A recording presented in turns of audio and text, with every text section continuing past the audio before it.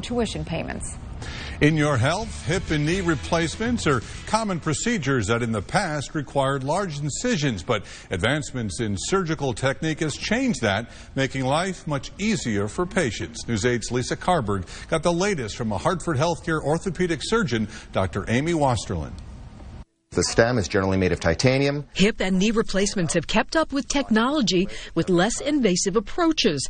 Dr. Amy Wasterlain explains how the hip replacement works first. I'm doing an anterior approach, and what's great about that is it's muscle sparing, so I don't have to cut any of the muscles. And this helps patients recover faster.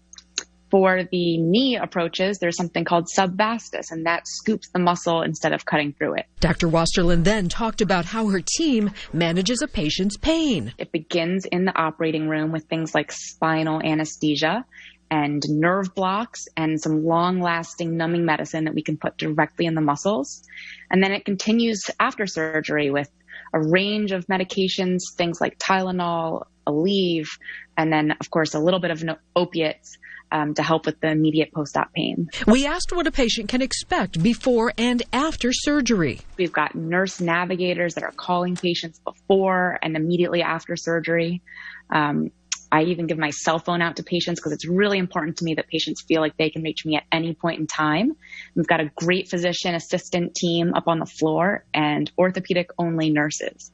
So it is absolutely a team approach and a specialized approach. And finally, what is recovery from hip or knee replacement like? Usually we keep patients in the hospital for less than 24 hours. So you're up and walking the same day and going home the next day, the next morning.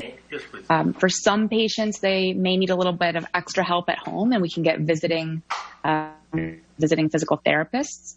But most patients are able to walk on their own with a walker or a cane even the first day. And by 2 weeks, many of them are walking into the office without any difficulty. Lisa Carberg, News 8.